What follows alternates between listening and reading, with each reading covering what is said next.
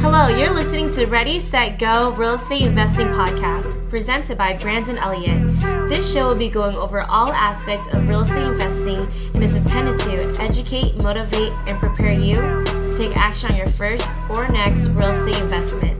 For more information, please visit even just being so transparent, first and foremost, like with that, just being very lay your cards out on the table, but then afterwards, next. Welcome back, everyone, to Ready, Set, Go Real Estate Investing Podcast. I'm your host, Mr. Brandon Elliott.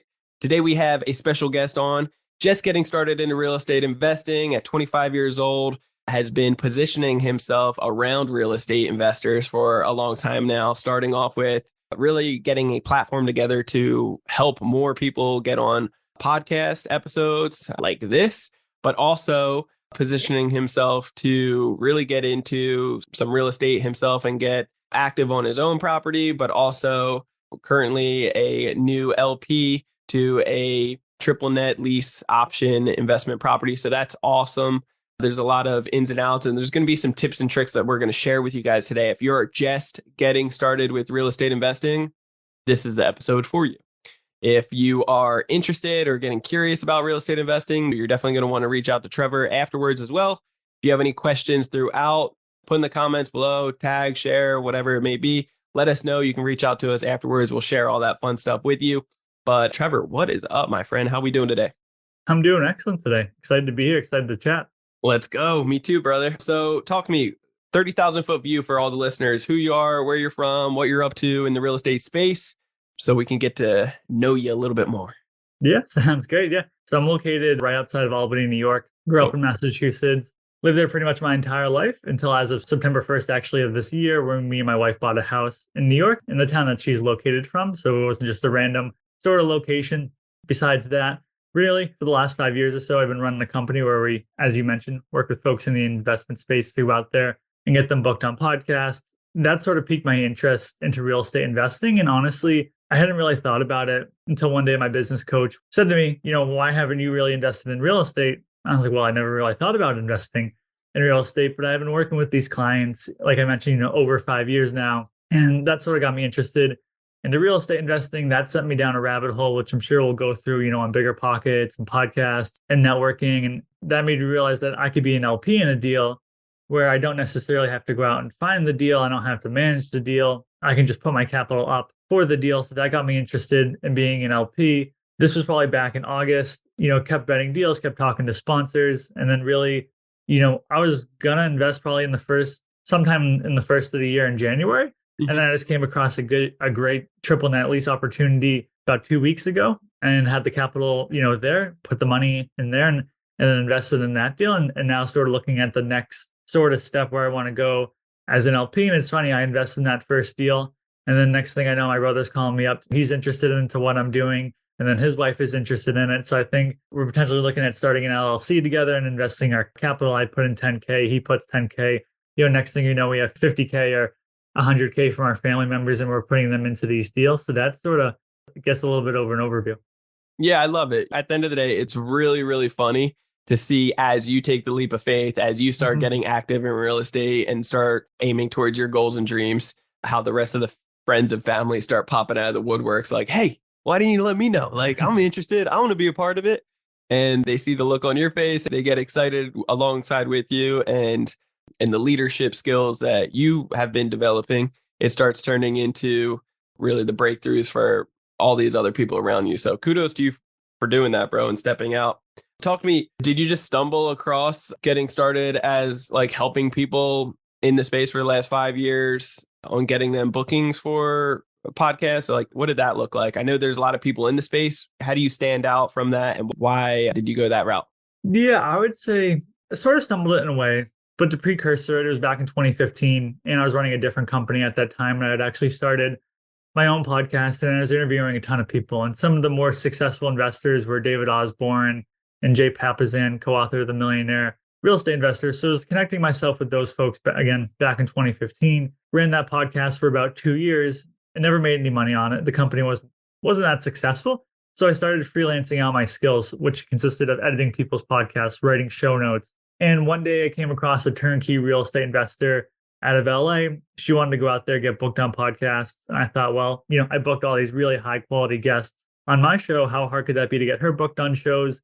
Long story short, started working with her and realized after about 6 months, I enjoyed booking people as guests on podcasts. Didn't even have a website up for the first year. No employees, just me, running that out of my dorm room, taking sales calls from the library of the college that I was at, really a bootstrapping operation. And after about a year and a half of doing that, I realized I just enjoy working with real estate investors. They're the best community. They're not cutthroat, they're friendly, and I just enjoy working with the investor community and decided about 3.5 years ago, I just wanted to go all in, working primarily with real estate investors. And that's sort of how it became. I mean, we worked with a lot of different niches, business coaches, entrepreneurs, lawyers, CPAs, just all these different avenues that were, marketing agencies, anyone that, would benefit from going out there on a podcast we worked with.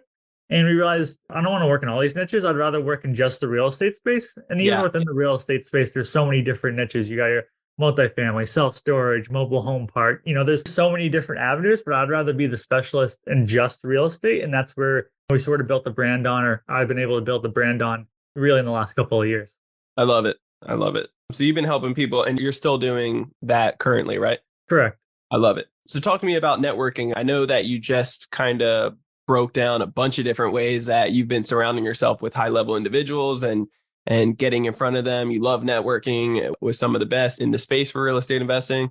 But what other networking techniques have you done over the years that has helped you feel the confidence and the education to get to the point where you are ready to start pulling the trigger for real estate investing today? I would say the biggest thing is there's a couple of different Zoom meetups that go around, for commercial real estate, and they meet up, throughout the week for an hour or so, Monday. Honestly, there's one now on Saturday and there's occasionally one on Sunday, and they're about an hour long. And this was back in the summer. And, I was still trying to figure out my way into the real estate space and would just join these networking groups for an hour. And it was super uncomfortable. I mean, even though I'd been in this space for 5 years helping my investors, I wasn't looking at their deals. I didn't know what, cap rates were. I didn't know, different things, bridge loans, things that I just didn't know from just not really caring about it that much in real estate.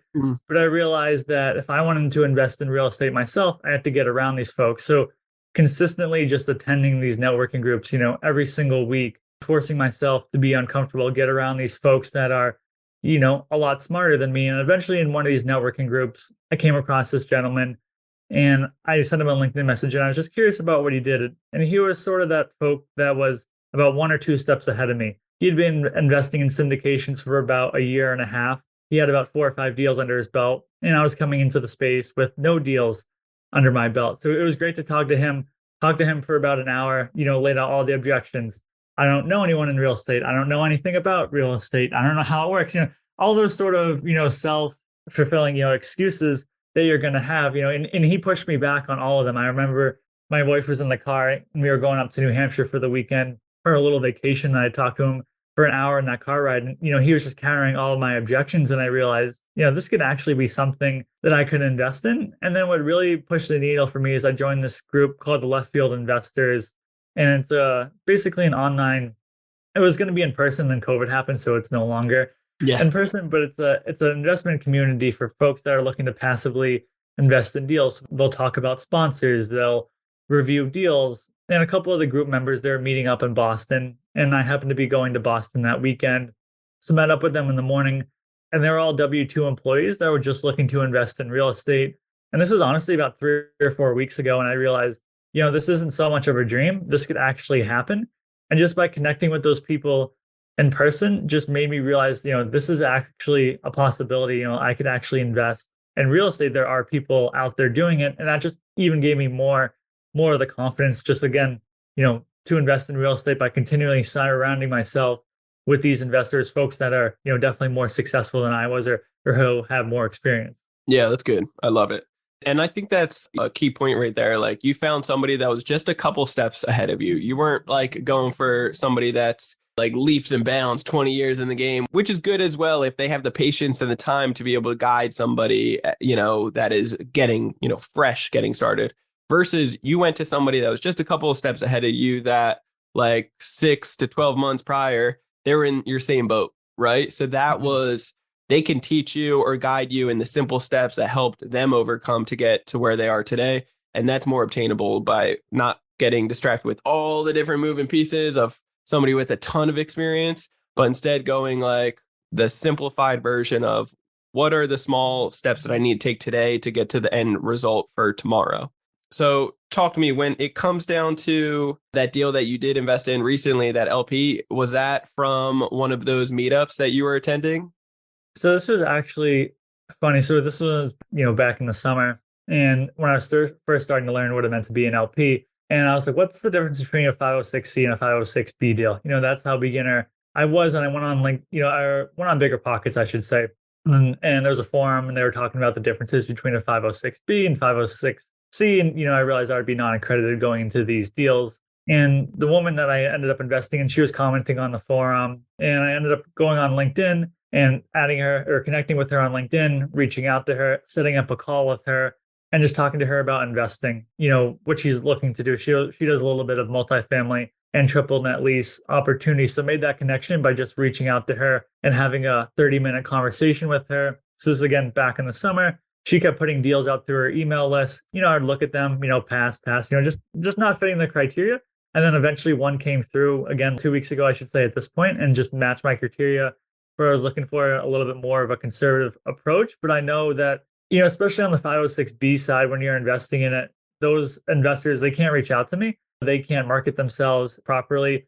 You have to have that pre-built connection established with someone like myself that's going to be investing with them just to make sure they don't get in trouble with the SEC. So I had to push myself to go out there and to connect with these people. And honestly, as like a natural introvert, it was definitely a little bit challenging in the beginning. I was like, I don't know what questions to ask these people when I'm hopping on a call with them, and they would say like, oh, what questions do you have for us? And I'd be like, I don't know much. I'm just getting started. But again, just that continuation of continuing to put yourself out there and to continuing to talk to these people is really what led me to meet this person and then eventually invest in her deal a couple months down the road. Yeah. And bro, like Trevor, you are not alone by any means. A lot of people that are in the same exact shoes of you that are very introvert or they want to get started in real estate. They have no idea how to get started.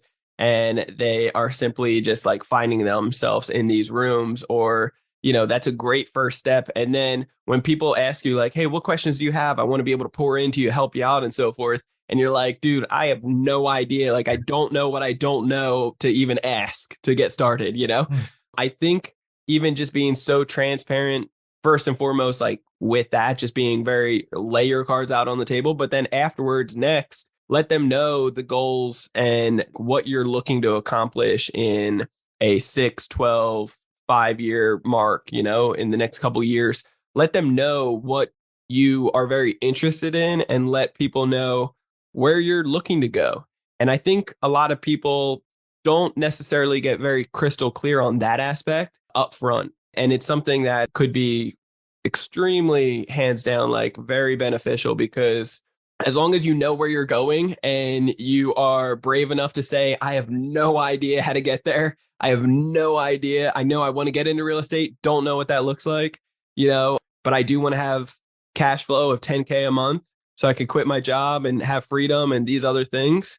And I'm okay putting in hard work for the next 5 years, Any ideas, guys? Then it's like, once you lay your cards out on the table, then we have something to work with and people can start giving you recommendations on where to start, what books to read, what rooms to put yourself in, and it can just start snowballing right there. So I love that. I think the people that don't take action, the people that don't get brave, step out of their comfort zone, they're not going to get the results that they're looking for at the end of the day. So kudos to you, bro. Appreciate it. Yeah, and I would definitely agree with that. So when it comes down to Bigger Pockets, you got a lot of breakthroughs, it sounds like, from that resource, just like we all have, right? But your partnership that you're in right now on that particular deal, talk to me, what other, I guess, relationships or experience do you have on Bigger Pockets and how beneficial has that been thus far? How long you been on it? Yeah, so again, it was probably back in the midsummer. Again, started it. I have no real idea what I'm doing, on the platform. It honestly took me a few weeks just to discover the forums on there. Yeah. And then once I discovered those forums, it was just trying to be helpful to people where even though I didn't have that investment experience, if they say, hey, does anyone have a recommendation for this? I would give my recommendation. Or if they're taking a look at a deal and I've been, practicing my hand at underwriting, I would take a look at it and say, hey, you're maybe being a little too conservative with your expenses, or your occupancy rate, your net income might be a little bit lower than you actually expect. And here's why. And just continuing to force myself to go on that platform and to comment on people's posts. And then some of the people that I would come across, they would put something out there and I'd be like, I don't really understand that. Let me go connect with this person again on Bigger Pockets and let me schedule a quick, call with them or send them a message. Hey, can you explain this concept a little bit further to me? And honestly, I try to go on there at least once or twice a day and continuing to look at the forums and just see what people are posting, see what questions people have, see what I can do to help out with any knowledge that I have, and just to continue to give on that platform. And then, you get it back. And that's how I ended up learning about a mortgage note company that I ended up investing in 70 investments with Chris Saveni. I didn't really know that much about mortgage notes, but then all of a sudden, I'm on the forums every day and he's commenting on posts and providing value every day. The next thing you know, you're like, hey, let me go check out this guy's company. Then I check it out. I'm like, well, that looks pretty cool. And that opened up my horizon. I mean, I never know that you could invest in an asset class like that. Again, just by continuing to go on that platform and continuing to just be open to learning and adapting. I love that. Yeah, man. I mean, when you are determined to succeed, right? When you're determined to get the results that you're looking for and you're willing to do whatever it takes to get there, then you'll start, instead of spending so much time on social media, right? Like you'll swap out that time with time on Bigger Pockets, on an educational platform that you can get your questions answered, be able to give some feedback, look over other deals and start getting some knowledge going and different resources to be able to pull you up and take you to that next level. So very cool, man. So talk to me, any fear along the way when you're doing any of this, and like, how has your experience been thus far getting started in real estate? I know there was a couple horror experiences when it came down to your own personal residence after purchasing real estate and so forth. So would love your feedback. I would say probably the biggest thing was just the uncomfortableness of just not knowing what you don't know. And I know you mentioned my personal residence where my wife and I bought our first house. We'd been renting, so we had a little bit of that experience. But buying a house was a different animal. Our first night we had rain, it leaks from the bedroom. So it's like an $800 expense. Our water heater's not working. It's a $3,500 expense that we have to fix. The house came with a pool and the pump's not working. So we have to replace that. And then I realized that, you just replace these things and eventually you just get back on track with your finances. I had to put out quite a bit in the early beginning. And I think, when I looked at real estate, that even if something goes wrong, I mean, outside of a natural disaster like a tornado or a hurricane or a fire, something that's absolutely horrible, I think there's always a way that you can make money. And especially in real estate, being profitable. Obviously, I'm not a GP, but I mean, when I'm looking at multifamily deals, if you're buying in the right criteria, the right spot, as long as you're not buying something that's overvalued or you're over leveraged, that sort of thing, there's still a way to make money. So I think, my experience, between buying my house, it definitely scared me, at least for a little bit, from investing in real estate. But then on the LP side, when I realized that, I wouldn't have to deal with some of those problems I dealt with now. I mean, hopefully, we don't have any capital calls or anything like that comes around. But again, just becoming uncomfortable, that was like the biggest fear. And especially one, owning my own house, never doing that.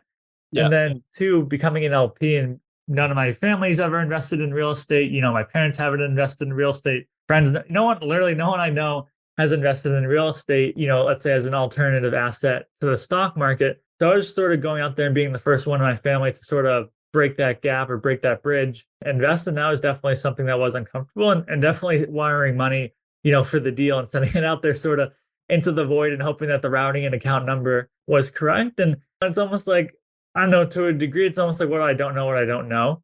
And so I like to learn by the school of hard knocks. So if something doesn't work out in the deal, well, then the capital I invested, at least there was a learning opportunity so I don't make that same mistake again. And I think too many people let that fear hold them back from going out there thinking like, okay, what could go wrong? Well, a lot of things went wrong when I owned my house, but, I overcame them.